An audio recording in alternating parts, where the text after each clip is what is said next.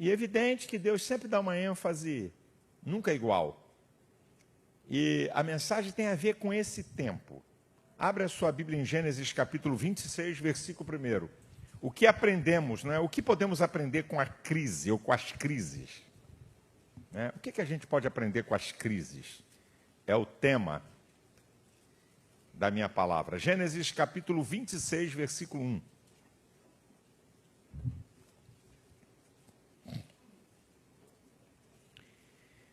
Gênesis 26, 1 diz assim: E havia fome na terra além da primeira fome, que foi nos dias de Abraão. Por isso foi-se Isaque e Abimeleque, rei dos filisteus, em Gerar. Uma definição de crise é uma conjuntura desfavorável. Crise é o ápice, o clímax de um problema. Né? Crise, uma situação difícil. Isso são definições, né, que a gente pode dar para a crise. Estamos vivendo uma crise de pandemia no Brasil e que também tem efeitos de crise econômica. Então, nada mais importante do que a gente falar sobre isso aqui. E a primeira parte, tá, da minha palavra é 5 coisas a considerar na crise. Você tem que considerar isso na crise. E depois o que aprendemos com a crise. E aí encerra a mensagem. Então, 5 coisas a considerar na crise. Primeiro, e qualquer crise, viu? Qualquer crise, seja financeira, seja conjugal, seja de enfermidade, espiritual, qualquer crise. Então, a receita é essa aqui. Número 1, não seja dominado pelo imobilismo. A crise, vou morrer amanhã ou depois da manhã? A desgraça vai ser semana que vem, né? Pelo jeito é semana que vem. Então, não fique imobilizado. Está aqui, ó. Isaque está em movimento. Veio uma segunda fome. E diz que ele foi-se a Gerar. Ele não ficou parado. É fome mesmo, vai morrer muita gente, vai morrer família, vai morrer animais. É crise. Tá? E aí uma coisa que uma está ligada à outra. Tá? Se eu estou dizendo que em qualquer crise você não pode ser dominado pelo imobilismo. Segundo lugar, você não pode se entregar à crise. Porque o imobilismo também é uma entrega. Não se entregue. Não vai ter jeito, não vou resolver esse problema. Não tem como sair dessa crise. Não tem jeito. É o que muita gente faz. Tá? E acaba se entregando à crise. Terceiro, acredite que você vai vencê-la. Que você vai sair dela. Sabe por quê? Preste atenção. Se você não acreditar que vai sair da crise, a crise pode acreditar que vai te vencer. Se você não acredita que você pode vencer essa crise, ela pode acreditar que vai te derrotar. Entenda isso, que isso aqui é muito importante. Quarto, crise é um desafio para oportunidades. Você vai ver isso na vida desse camarada aqui de Isaque. A crise foi um desafio para oportunidades. Veja, preste atenção, discirna oportunidades que aparecem na crise. E em quinto lugar, crise não é final, é processo. A crise não é o fim de nada. A crise é um processo. Ela não é um fim. Você pode ter até derrotas na crise. Você pode ter até dia mal. Mas o final tem vitória. O final tem saída. Não tem a crise como fim de tudo, mas um processo para aprendizado, para amadurecimento, para você ter experiência e qualquer outra coisa que eu não falei aqui e que possa contribuir para você. Crise não é final, crise é processo.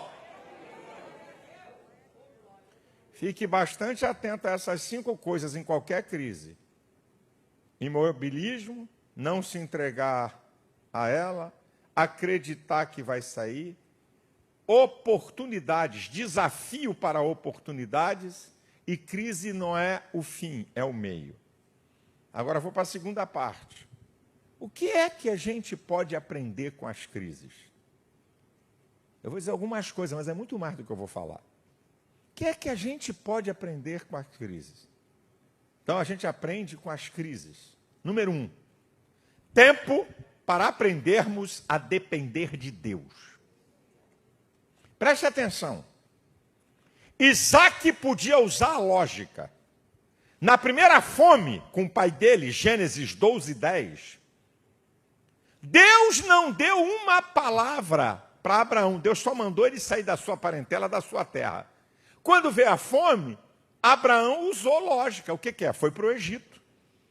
Egito, império poderoso, riqueza. Então, ele usou lógica. Estou com crise aqui, não vou morrer aqui, vou descer para o Egito. E ele sai do Egito mais rico do que quando ele entrou. Então, Isaac podia usar a lógica. Meu pai foi para o Egito, eu também vou. Só que, com Deus, lógica não adianta. Nós temos que aprender a depender de Deus. Se Deus não te fala nada, se Deus não te sinaliza nada, você vai usar a inteligência, até a lógica humana. Eu vou fazer isso aqui. Eu orei a Deus, pedi direção, não tem nenhuma resposta. Então, a minha inteligência, a minha percepção, um conselho de gente que pode me dar, eu vou tentar sair dela. Mas aqui, olha o versículo 2 e o versículo 6. Olha o que é que diz. Olha que interessante. Apareceu-lhe o Senhor e disse: não desças ao Egito, habita na terra que eu te disser. Versículo 6 do capítulo 26 de Gênesis. Assim habitou Isaac em Gerar. A lógica era ele fazer. E por que Deus falou para ele? Porque Deus sabia que ele ia fazer a mesma coisa que o pai dele fez. Só que agora era uma outra dimensão. Minha gente, a pior coisa é você usar lógica. Aconteceu em 1998, agora eu estou vivendo um fato igual que meu pai, então eu vou fazer da mesma jeito, então tu se arrebenta. Porque você usa a lógica, porque, deu certo, vai dar certo comigo. Deu certo naquela vez, mas agora vai dar desastre. Por isso que você tem que pedir a Deus a direção. Você tem que falar com Deus: Senhor, eu vou fazer isso aqui que eu posso fazer. Tem alguma direção? Deus sabia da intenção do coração dele. Você vai quebrar a cara lá. Se fizer igual o pai dele, não vai sair de lá. Então, ei, não desce para o Egito não, porque lá vai ser desastre. Vai aqui para o lugar que eu vou te mostrar, porque eu tenho uma saída para você nessa crise. Dependa de Deus. Eu não sei qual é a crise. Eu não sei qual é a crise que você está vivendo. Eu só sei do seguinte: esse é um tempo para você treinar cada vez mais sua dependência de Deus. Segundo lugar, a crise é um campo fértil para Deus agir. Crise, meu irmão, é um campo fértil para milagres. Olha Gênesis 26, versículo 12 e 13. Ele não foi para Gerar? Olha o que acontece com ele. E semeou Isaac naquela mesma terra e colheu naquele mesmo ano sem medidas, porque o Senhor o abençoava.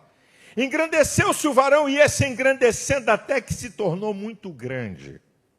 Olha aqui, meu irmão. O texto está dizendo duas coisas muito interessantes. Semeou Isaac naquela mesma terra e colheu naquele mesmo ano sem medidas, porque o Senhor o abençoava. Sabe qual é o problema de muita gente? É que ele quer ficar na rede, tomando caldo de cana, suco de laranja, esperando o milagre de Deus. O milagre de Deus veio para a vida de Isaac, porque ele semeou. Semeou Isaac. E o Senhor o abençoava, colheu 100 vezes mais. Tem alguma coisa que você tem que fazer para Deus abençoar essa ação, para que o milagre aconteça, a porta se abra, a resposta chegue. Mas esse tempo de crise é um campo fértil para Deus agir em seu favor.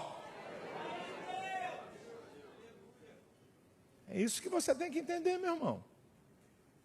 Deus vai agir? Vai. Mas qual é a tua parte no processo? Vê aí se tem alguma coisinha que você tem que fazer. Porque se Isaac não semeasse, Deus não podia multiplicar. Não existe multiplicação do nada. Só pode haver multiplicação daquilo que você faz. É isso que nós temos que entender, meu irmão. Terceiro, a crise é um campo fértil. Acho que nem a palavra fértil está ali. De oportunidade para a conquista de vitórias. A crise é um campo fértil de oportunidades para a conquista de vitórias. Eu vou mostrar para você que ele passou por 4 crises. 4 crises que Isaac passa. A primeira crise, a crise de fome extrema. Miséria. Essa aqui é a pior. Essa é a pior. Fome sobre a terra. Tem fome, tem miséria, tem desemprego, tem desgraça. Então essa é a pior crise. Agora olha que coisa interessante. Tem uma segunda crise. Olha aqui o texto. Acompanha comigo. Fica com a sua Bíblia aberta. Olha a segunda crise. Versículo 13 e 14. Vou repetir o 13 e ler o 14. Engrandeceu-se o varão e ia se engrandecendo até que se tornou muito grande. E tinha possessão de ovelhas e possessão de vacas, e muita gente de serviço, de maneira que os filisteus o invejavam. Versículo 16. Disse também Abimeleque a Isaac: aparta-te de nós, porque é muito mais poderoso tu tens feito do que nós. Sabe qual é a crise aqui? Você pensa que é piada? Crise do sucesso. O que é crise? Uma conjuntura desfavorável. O que é crise? Ápice de um problema. Tem gente que pensa que se chegar no sucesso, todo mundo vai aplaudir. Tem gente que pensa que quando chegar na vitória vai estar tudo a favor dele. Muitas vezes é aí que tu vai ver o que é crise. Aí tu vai ver gente se levantando, querendo te dar rasteira, querendo tomar o que você tem. Aí é que tu vai ver o que é bom para tosse. Olha ele aqui. Quando ele se engrandece, quando ele tem sucesso, riqueza, sai daqui, cara. Sai daqui porque tu está mais poderoso do que a gente. Olha a crise. Tem que sair com o que ele tem. Tem que sair do lugar de sucesso. Aqui é uma crise. Olha a terceira crise. Versículo 20. Olha aí comigo. Vamos embora, vamos ler. E os pastores de Gerar porfiaram com os pastores de Isaac, dizendo: essa água é nossa. Por isso chamou o nome daquele poço Ezeque, porque contenderam. Isso é, lugar de contenda. Olha lá, ó. Não, isso aqui é nosso, não vai levar não. Eu aprendo uma coisa interessante aqui, sabe? Com contenda não se conquista nada. Está aqui, ó. Quarta crise, versículo 21. Lê aí. Então cavaram outro poço. Ó, contenderam e tomaram esse poço deles. Você dizer que isso não é crise? Agora vem quarta crise, que também, tanto essa, tá? Como a do versículo 20 a 21, é crise da conquista. Conquistaram e foram lá para tomar. A primeira crise a segunda crise do sucesso. A primeira crise extrema de fome. Agora olha aqui. Então cavaram outro poço e também porfiaram sobre ele. Por isso chamaram o seu nome Sitna, que significa inimizade.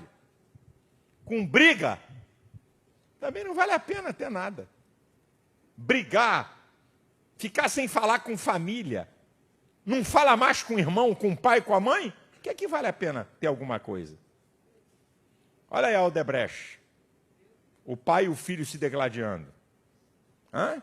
Olha aí, ó. Está aí o fato aí da vida. Olha aí, ó. Está aqui, meu irmão. Cavaram crise da conquista. Ó, 4 crises. E o que acontece, gente? O que acontece? Como é que ele vence essas crises? A primeira crise, vou repetir o texto. A crise da fome extrema, vou repetir para você. Versículo 12 e 13. E semeou Isaac naquela mesma terra e colheu naquele mesmo ano 100 medidas, porque o Senhor o abençoava. Engrandeceu-se o varão e ia se engrandecendo até que se tornou muito grande. A primeira crise, a crise extrema da fome, ele venceu com semeadura.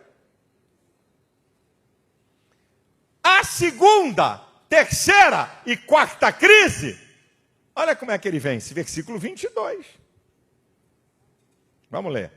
E partiu dali e cavou outro poço, e não porfiaram sobre ele.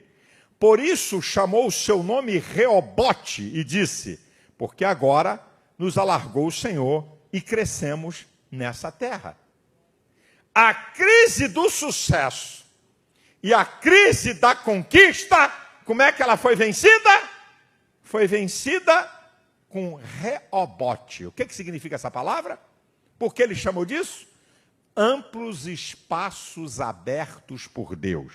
Eu declaro que tem um Reobote para você. Aquilo que tomaram, aquilo que era o teu sucesso, que era a tua conquista, Deus tem uma coisa maior do que isso. Deus tem amplos espaços abertos para você. Recebe aí, meu filho. Diga, é para mim, eu recebo.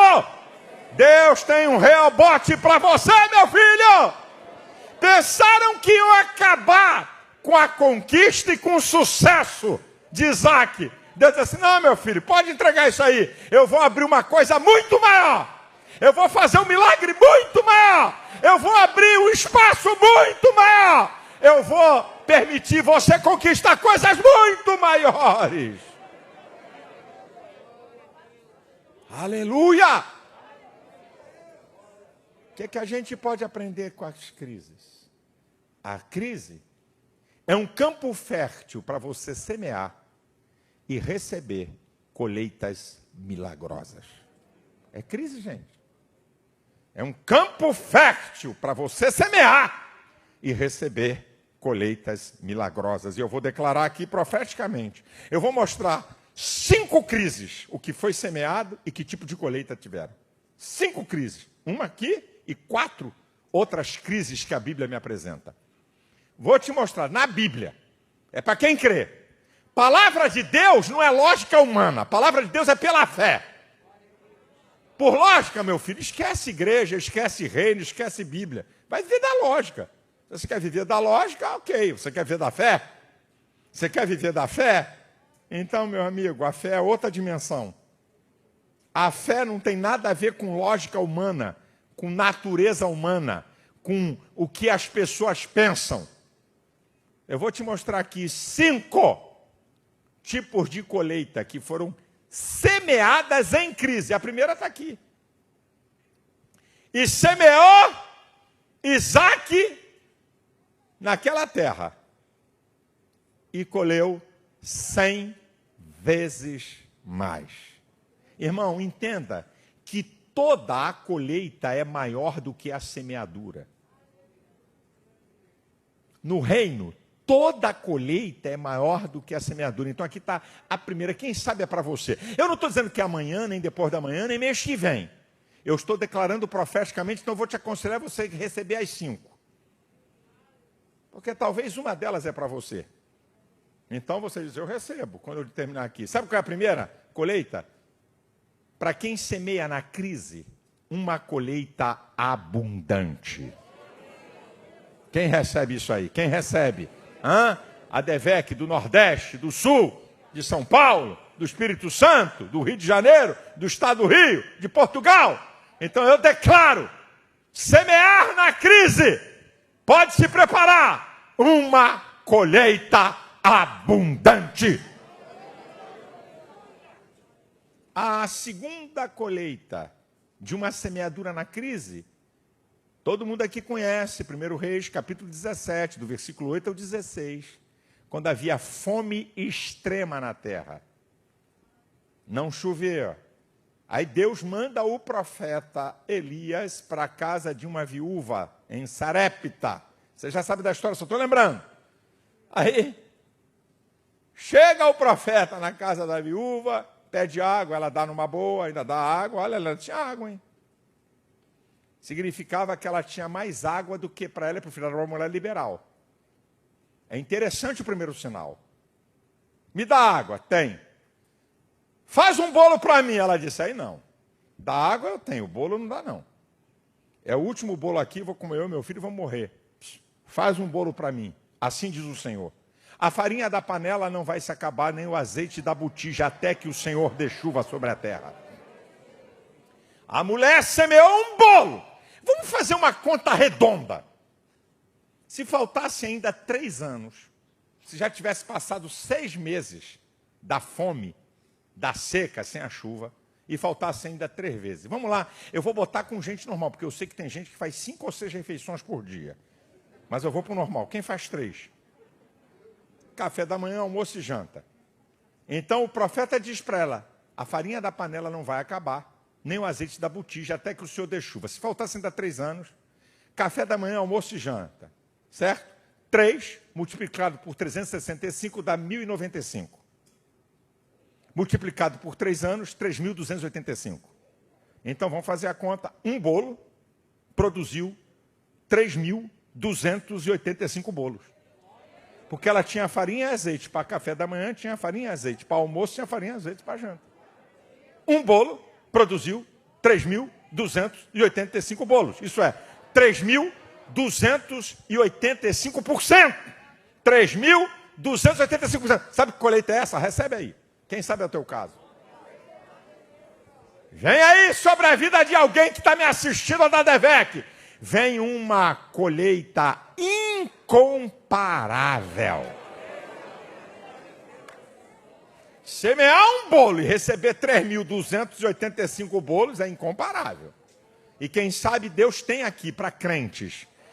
Olha, ela não semeou muita coisa do ponto de vista quantitativo, mas ela semeou algo de alta qualidade. Era a última refeição. Era algo aí, Deus olha, gente, a qualidade da semeadura, isso é que o povo tem que entender. Deus não está nem aí para a quantidade, a qualidade. A mulher semeou um bolo e recebeu 3.285. Eu estou declarando profeticamente, quem sabe essa é uma colheita que Deus tem no tempo da crise. A terceira é uma história interessante, em 2 Reis, capítulo 3, versículo 9, 10 e 19 e 20. Para sintetizar aqui. É quando juntam 3 reis, o rei de Judá, o rei de Israel e o rei de Edom, para lutarem contra os moabitas. Só que o negócio ficou feio.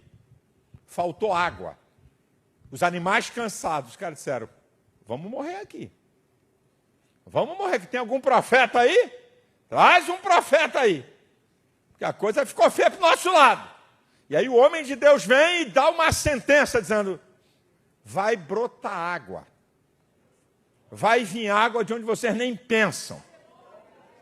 E a Bíblia diz, sintetizando a história, que quando eles ofereceram a oferta ao Senhor, pode ver, está lá no versículo de número 20, 21, 19, 20 e 21. Quando eles oferecem a oferta, a água brota da terra. Ao mesmo tempo que sacia animais, é um espelho de sangue para os inimigos, ficam confundidos e são derrotados. Que colheita é essa? Que colheita é essa? A água brota da terra. A água não vem da chuva, não veio de rios. Sabe que colheita é essa? Recebe aí. Uma colheita sobrenatural. Quem sabe Deus está mandando dizer aqui, olha, não tem mais jeito, não tem, esse vai perder a casa. Não tem, esse aí vai perder, não tem mais jeito. E Deus envia uma colheita sobrenatural e você não vai perder nada. Vai perder o negócio, já era. Vai perder e não tem mais jeito, não tem saída. E isso aí não tem saída. Por causa da tua semeadura vem uma colheita sobrenatural. E não é só dinheiro, não. Em qualquer área da vida, eu estou declarando profeticamente, para quem aprende a semear na crise, quem sabe Deus vai providenciar uma colheita sobrenatural. A quarta colheita, olha que interessante. Também numa crise. Vamos voltar para 1 Reis. Fome extrema, seca extrema. Todo mundo conhece a história de Elias e os 450 profetas. É interessante a história, porque a gente analisa um dado, mas não repara uma coisa muito interessante. Quando ele faz o desafio, Deus que responder com fogo é o Deus verdadeiro. Que o povo estava cocheando entre Baal e Jeová. Vocês já sabem da história. Os profetas de Baal, de Acera, invocam, clamam, se cortam. Elias debocha dos caras. Aí depois vem Elias, restaura o altar, coloca o sacrifício sobre o altar, e aí tem um dado interessante. Qual era a coisa mais preciosa no tempo de seca e de fome? O que é? Água. 4 cântaros de água já lotaria de água o altar. Se o profeta estava querendo mostrar que Deus não está limitado a nenhuma esfera da lógica humana, ao colocar o sacrifício, ainda jogar água em cima para dizer, Deus vai responder com fogo, que com Deus não tem água, não tem nada. Tem o sobrenatural. Ok. Só em colocar 4 cântaros de água em cima do altar onde estava o sacrifício, já era uma baita de uma demonstração, diz assim, eu vou piorar aos olhos humanos para mostrar que Deus, ninguém pode impedir a operação de Deus. Joga água aqui! Agora, quando ele coloca 12 cântaros de água, ele está derramando o que é de mais precioso naquele tempo. Vocês imaginou o povo vendo? Esse cara é louco. Já tem água demais sobre o altar, agora a água enche o rego em volta. 12 cântaros de água, para que isso tudo? Olha o que ele está colocando nesse altar. Agora, olha que coisa interessante. Qual foi a colheita? Uma abundante chuva.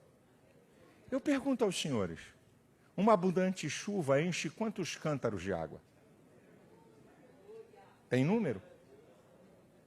Tem. Tem número, sim ou não? Não. Como é que... Quantos cântaros? Olha aquilo que Deus falou no meu coração. Essa é uma colheita do campo do incontável. Meu irmão, Deus tem colheita que não dá nem para contar. É tanta coisa. Eu conheço gente que não tem nem ideia do patrimônio que tem. Porque tem gente operando para ele e que ele não sabe. Olha, eu vou saber no final do mês que eu sei. Agora eu não sei, porque eu não sei o que estão comprando. Não sei qual mais a loja que comprou, não sei mais o terreno que comprou, não sei mais o capital, quanto é que foi. No final do mês eu sei. Meu irmão, recebe aí, filho. Recebe. Em tempo de crise, quem semeia em tempo de crise, quem sabe é com você e é para você. Uma colheita incontável. Não vai ter conta, porque Deus tem poder para fazer isso.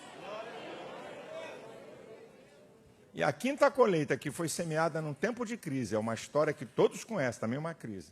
Segundo Samuel, capítulo 24, quando Davi contou ao povo, Deus ficou muito indignado.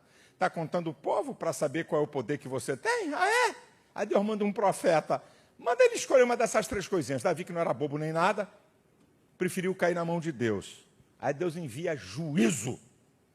Já tinham morrido 70 mil homens, quando Davi vê o anjo com a espada na mão, botando para quebrar. Aí o profeta diz a ele, vá lá, na eira de Araúna, faz um altar e oferece a Deus sacrifício. E diz o texto, vocês já sabem, quando ele vai a Araúna quer dar a terra, ele diz, eu não ofereço a Deus sacrifício que não me custe. Eu não dou nada para Deus que não tenha valor para mim, é isso que ele está dizendo. Eu só dou para Deus algo que tem valor para mim. E aí ele vai lá, constrói o altar, oferece o sacrifício, segundo Samuel, capítulo 24, versículo 24 e 25. Quando ele acaba de oferecer a oferta ao Senhor, Deus aplaca e suspende aquele juízo e aquela sentença. Aqui tem uma colheita nisso aqui. E quem sabe que é o seu caso? Não sei. Quem sabe, no tempo da crise que você semeia, vem uma colheita que vai mudar a tua sorte. Tem colheita que muda a sorte da pessoa. Pode ser no campo espiritual, pode ser no campo emocional, pode ser no campo físico, pode ser no campo material. Eu estou profetizando e quem quiser receber, receba. Diga, eu recebo, é para você, é contigo. Ei! Uma colheita que vai mudar a tua sorte. Eu estou profetizando. profetizando para quem está me assistindo, eu estou profetizando para quem está aqui na igreja. Olha, quem sabe, eu não sei quando é que é, se vai ser agora, se vai ser ano que vem, se vai ser daqui a uma semana. Eu creio, por isso eu falo, Deus tem colheita abundante para quem semeia na crise. Deus tem colheita incomparável para quem semeia na crise. Deus tem colheita sobrenatural para quem semeia na crise. Deus tem colheita incontável para quem semeia na crise. E Deus tem colheita que muda a sorte da pessoa para quem semeia na crise. Receba aí, meu filho, e creia e pratique em nome de Jesus.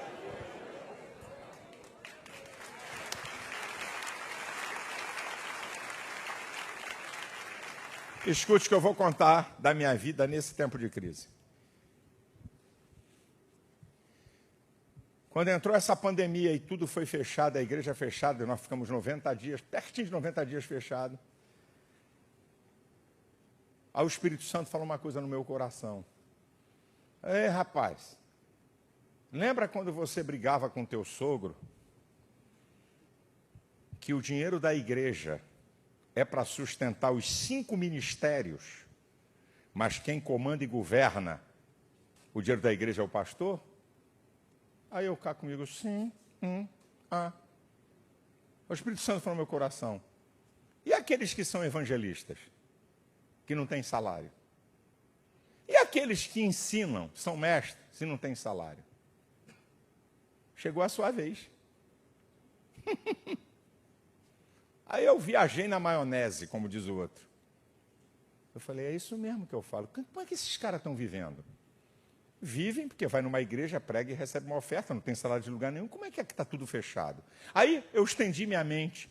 E alguns levitas, gente que louva a Deus, que vive, canta aqui, canta ali, não é mercenário, não explora a igreja. Como é que essa gente está vivendo? Eu cheguei para o tesoureiro da igreja e falei, nós vamos ajudar 22 evangelistas e 4 cantores, entre evangelistas e gente que trabalha com ensino, 22. Gente que nunca pregou nada EVEC, inclusive. Eu fui perguntando, fui analisando, 22 e 4. Falei, vamos ajudar, vamos mandar uma oferta para cada um desses. O valor da oferta perto de R$70 mil, com igreja fechada, pau cantando. Eu já disse para vocês, só de aluguel nós pagamos aqui, de todas as propriedades, mais de 1.700.000 por mês. Só a nossa folha geral, perto de 1.200.000, 1.300.000. Isso aí tem 3 milhões. Só de cheques, porque a gente faz obra, cadeira, telão, som, ar-condicionado, equipamento de sala de criança, é tudo comprado com cheque pré-datado parcelado. Tem quase 400 mil de cheque pré-datado por mês para ser pago. Já tem 3.400.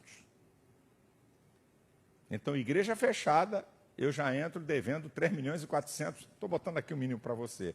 Mas eu falei, não. Primeiro mês, mandamos uma oferta para essa turma.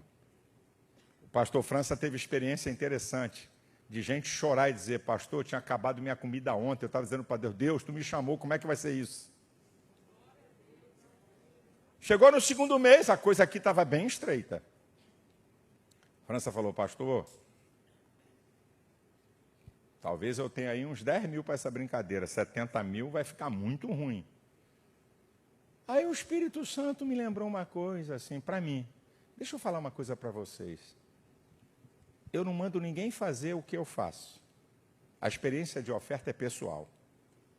Eu acho uma covardia o pastor determinar e mandar a pessoa fazer uma coisa e dizer que ela não tem fé porque não fez. Deus trata diferente, cada um tem uma dimensão de vida. E eu não mando ninguém fazer o que eu fiz. Mas o Espírito Santo disse assim para mim, ei, você se lembra que você já deu ofertas do teu cheque especial? Eu falei, oh meu Deus, mas agora, Senhor, agora com essa crise toda, você já fez isso mais de uma vez, de dar oferta de dinheiro emprestado? Por que você não faz? Eu falei, Jesus, tem misericórdia, pede outra coisa, eu cá comigo. Fala isso não. Você não fala que é na crise, que é época de semear?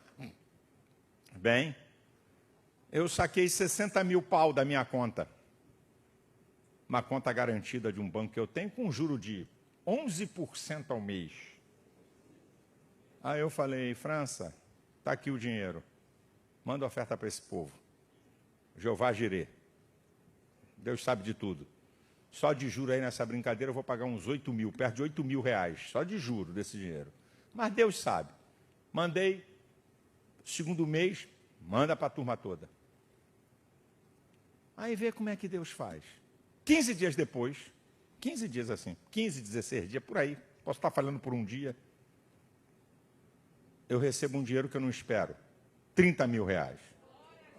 Bem, já caiu a metade do valor. 30 mil eu recebi.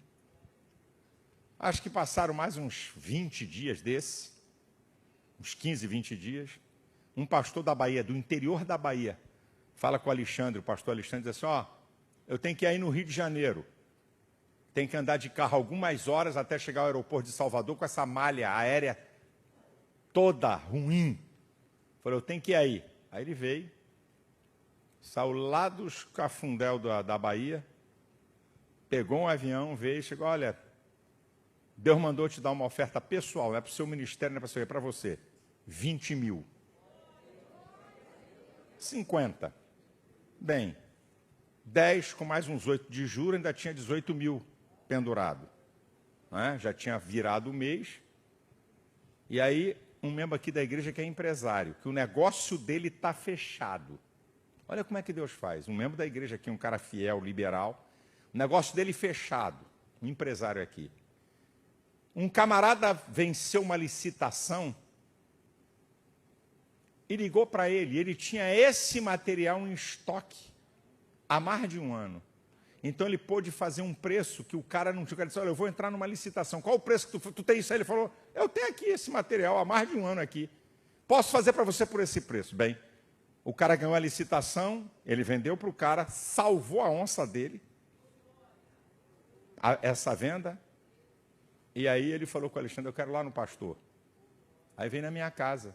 Falou, pastor. Aí ele me contou a história. Eu estava no sal, o meu negócio tudo fechado, e eu tinha um material de estoque, um cara entrou, me lembrou de mim e falou, eu vou entrar numa licitação. Qual o preço que você faz para me ganhar? Esse aqui, eu acho que esse aí eu ganho. Ganhou, me comprou o material, eu salvei minha onça e vim trazer uma oferta pessoal para o senhor de 50 mil reais. Faz a conta.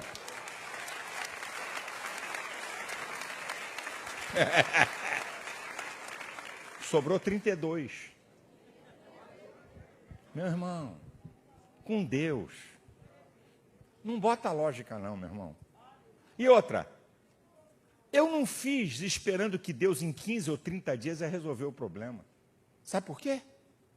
Porque eu me lembro que aqui na obra dessa igreja aqui, eu queria dar uma oferta, que eu sempre fiz as campanhas aqui desde 23 anos, que eu faço campanha para comprar terreno, fundação, primeira laje lá.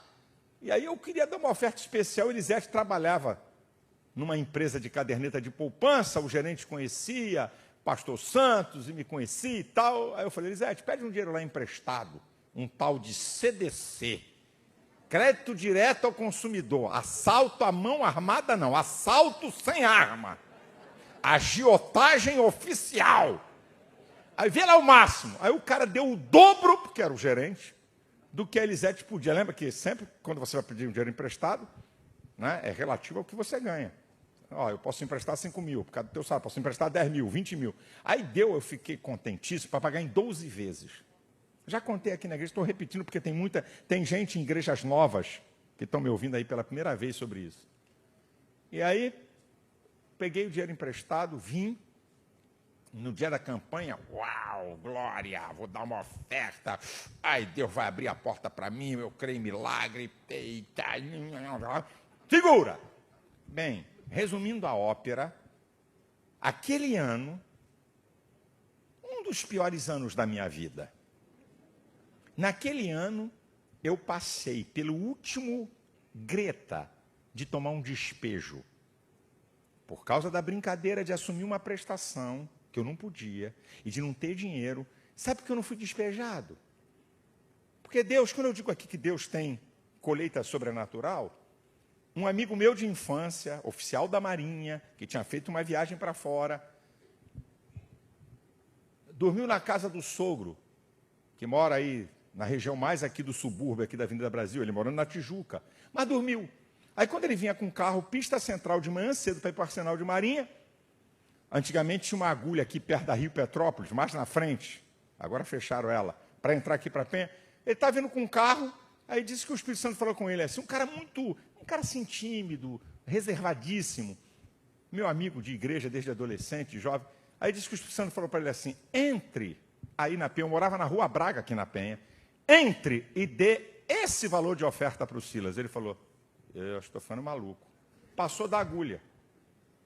Aí quando estava chegando aqui em Olaria, mais uma agulha, o Espírito Santo falou, entre e dê a volta, entregue esse valor da oferta para o Silas. Ele passou da segunda agulha.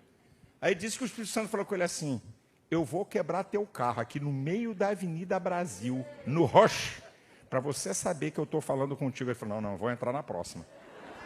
Porque o carro quebrar aqui agora não vai dar certo. Ele entrou lá em Ramos, quase em Bom Sucesso, veio e deu a volta. Naquela época, esses apartamentos modernos, o interfone era, você aperta a campainha, do lado de fora da porta tinha uma campainha de cada apartamento. Então você apertava e a pessoa ia na janela ver quem era. Não tinha negócio de interfone, alô, tudo bem, bababi, borobobó, não tem nada disso. Aí, 6h30 da manhã, 6h40. Moderno, barulho, tudo moderno. Eu acordei, meu Deus, o que é? Aí fui para a janela, para olhar lá para baixo. Porque também você tinha que descer com a chave para abrir. Quando eu olho, eu falei, o que esse cara está fazendo aqui? Jesus, aconteceu algum problema? Eu fiquei apavorado. Aí, arrumei o cabelo, desci, ele meio envergonhado. Não precisa abrir a porta, não. Segura isso aí.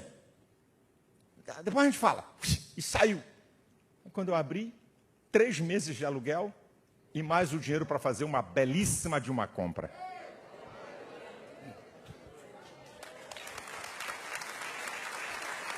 Agora, irmão, quando eu estava no limiar de tomar um despejo, que já estava com 3 meses atrasado, e que o bicho pegando, minha geladeira vazia, rapaz, o chifrudo não é brincadeira, não.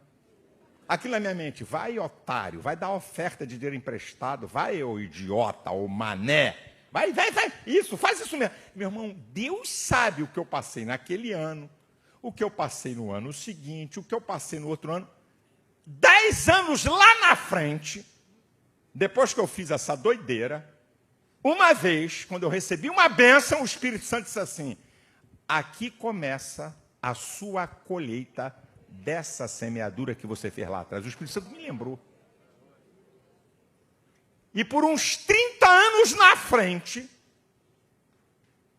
algumas vezes, quando eu recebi uma bênção, o Espírito Santo me lembrou, essa aqui está relativa à semeadura de 20 anos atrás. Meu irmão, eu tenho experiência nessa história. O problema dos crentes é que nós somos imediatistas. Nós estamos semeando hoje para Deus, no máximo, o mês que vem. Senhor, mês que vem. É hoje, mas é mês que vem. Por favor, mês que vem. Por favor, 30 dias, Jesus. Não deixa passar de 30 dias não, porque eu não sei o que vai acontecer. E Deus está assim para você.